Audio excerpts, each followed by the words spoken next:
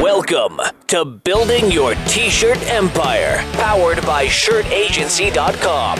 Get ready to take a trip inside the apparel industry for the best tips, tricks, and interviews. And now, here's your host, Cole Lundstrom. Hello, and welcome to Building Your T-Shirt Empire. My name's Cole, and this week we have Evan Toporek, who is the CEO and one of the owners of Alternative Apparel.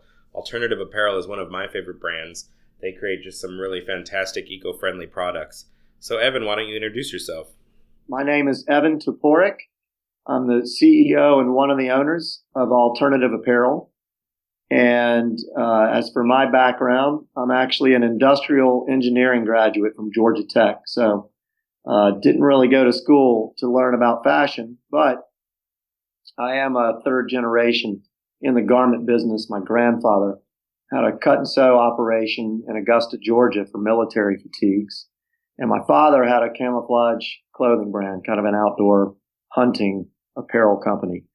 So when I got out of college, I was with a major, large consulting company, did that for about 5 years and learned that corporate America was not for me. And around 1998, actually in March of 98, decided to buy into this business, Alternative Apparel, which had been launched in 95 from a good friend of mine who I had connected with through a mutual friend. So at the time, it was actually a headwear company. It was launched as Alternative Headwear. And actually before that, we started as a promotional products company, really that was just focused on apparel, with an in-house art department, eventually screen printing and embroidery, but just did not like anything that was available in the wholesale blanks market to print on or embroider on. So we decided to make our own clothing, started with headwear, and enjoyed doing that more than decorating and selling promotional products. So we eventually sold that off, focused on alternative headwear, which became Alternative Apparel, and went from there. I'd love to hear more about running the company from then to now. How has it evolved over the years?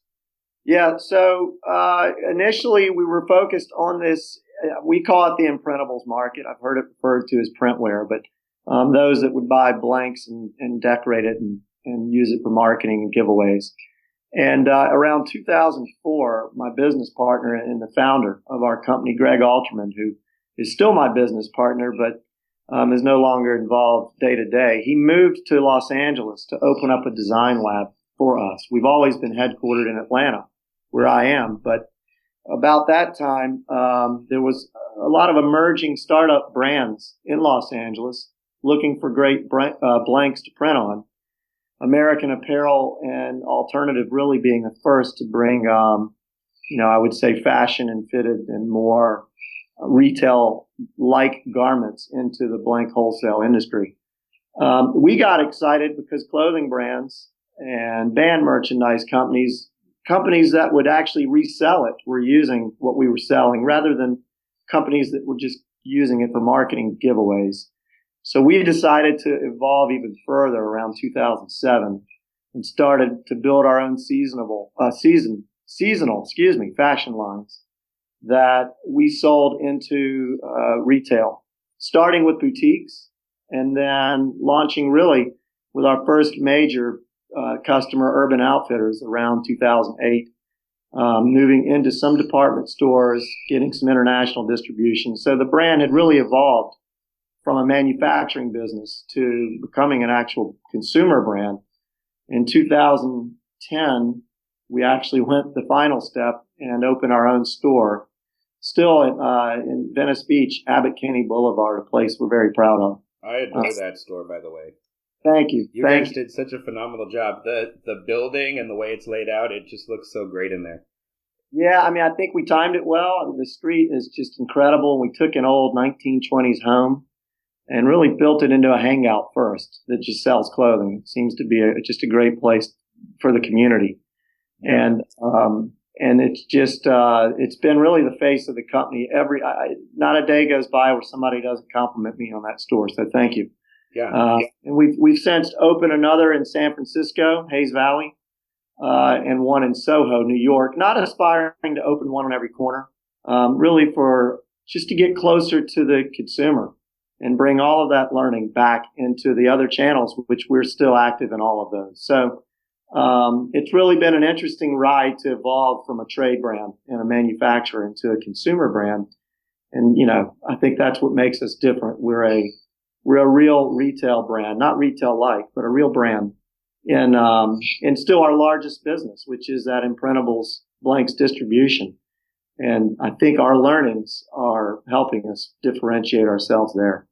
As far as the actual blank, you guys have a pretty strong passion for being eco-friendly and having some higher level labor standards. Is that the main thing that you think differentiates you in the marketplace, or is it the cuts and the fashion?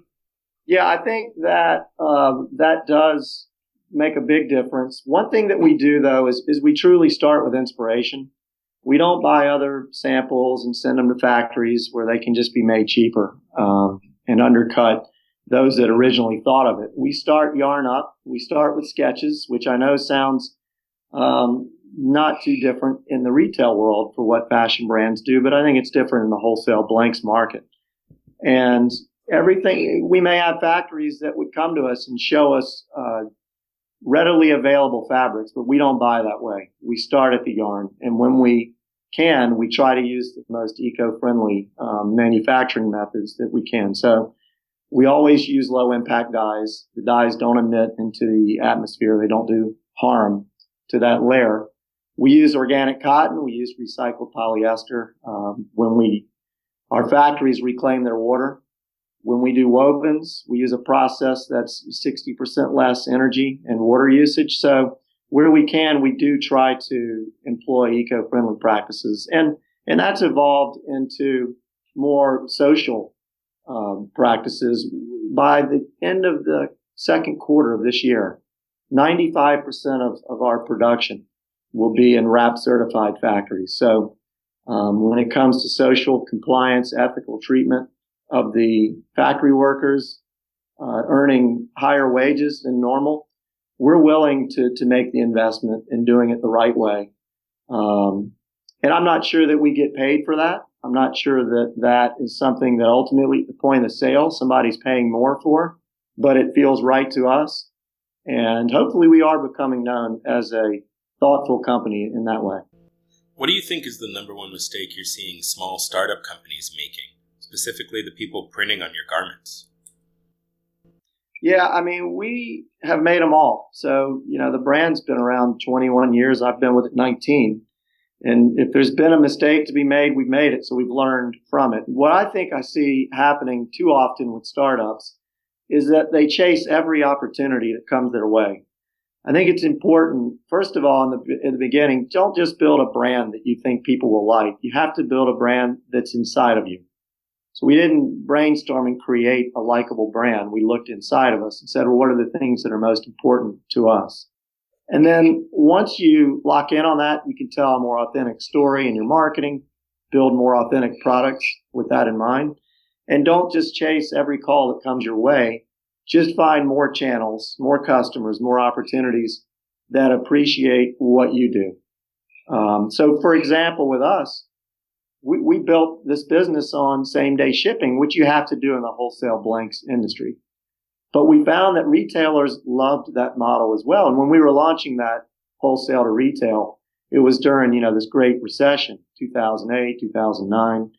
And when they saw that we were making great basics, fashion basics, not bleeding edge, but timeless, great construction. And yet we would ship it the same day to them to reduce their concerns for their own inventory or risk that they would have. That became a great opportunity that just worked well with what we did.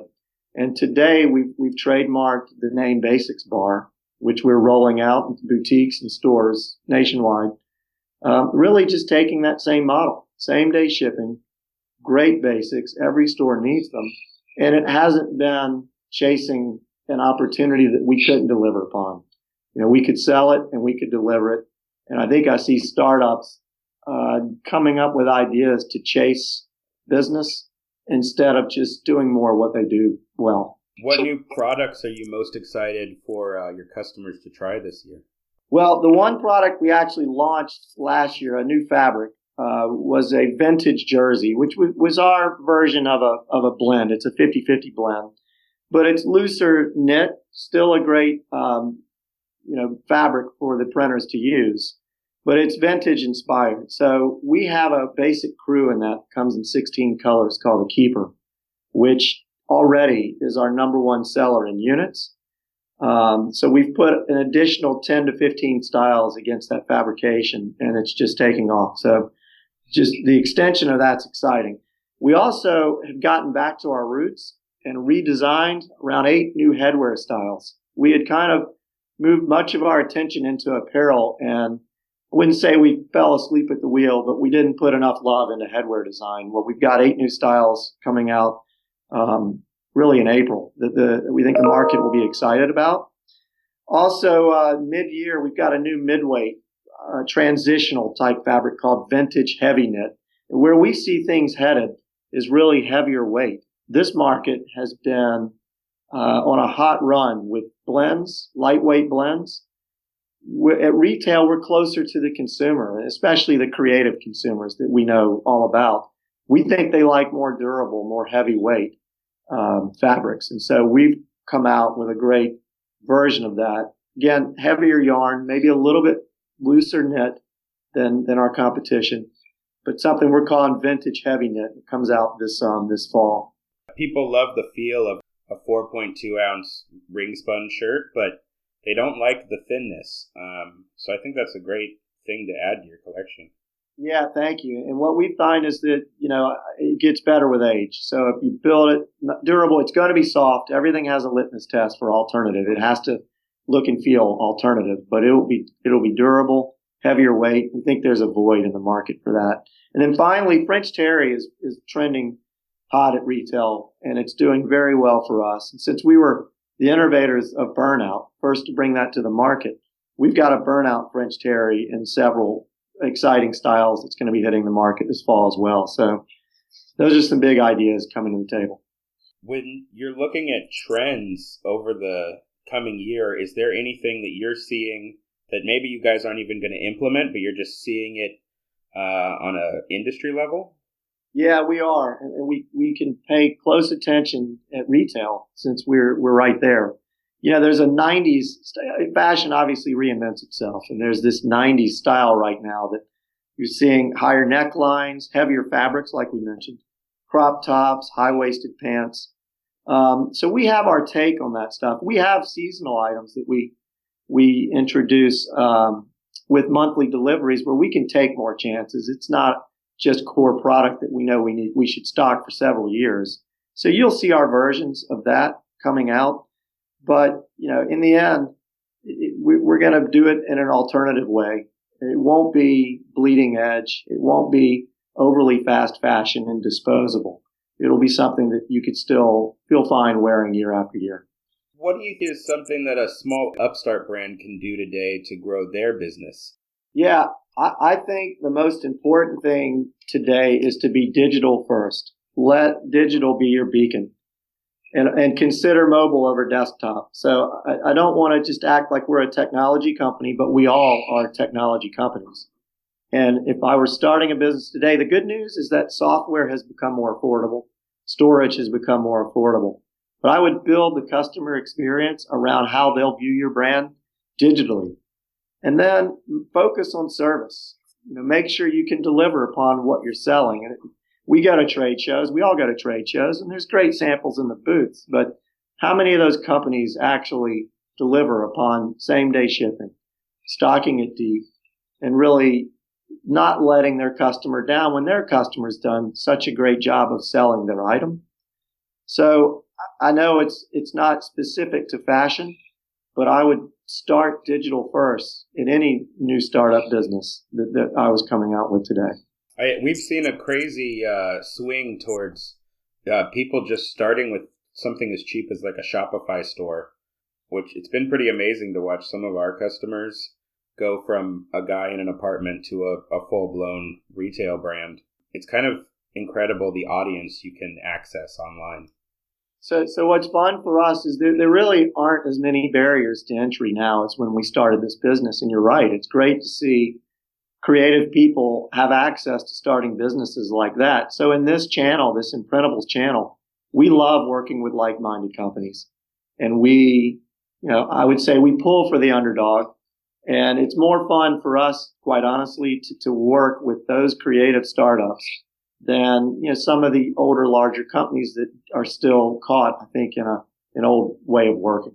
Can you tell me a little bit more about the labor practices and the standards that your company has implemented? Why is the alternative product better for the people sewing it? Well, first of all, our three key factory partners have been the same over the last 10 plus years. So, and we're driving 80% of our volume through them. So that there's really a connection between our company, and even though we don't own those factories, we feel like we do, and they feel like they own our brand. So we visit them frequently, and we make sure that we're fair with them and them with us. We also, though, employ third parties, and we have them show up unannounced. We have them audit factories, and we have them make sure that they're meeting the highest social and ethical standards that we can have. So that's where RAP certification comes in. And if you click on any of our styles, you'll find those that are produced. This is on our website. You'll find those that are produced in RAP certified factories. Like I said, by the end of the second quarter, 95% of our production will be flowing through there, and we're going to keep working on it until it's 100%. Thanks so much for taking a little bit of time out of your day and talking to me. Hey, it's been a pleasure, and I've enjoyed listening to your podcast. Hopefully I enjoy listening to this one too. Oh, yeah. I think this one turned out great. Yeah, I mean, you have so much experience and information. It's just great to hear from somebody who's succeeded on your level. Well, thank you for thinking of us that way, and I look forward to hearing this when you go live. Well, that concludes this episode of Building Your T-Shirt Empire. Thanks so much for Evan and Alternative Apparel for the great interview, and thank you for joining us.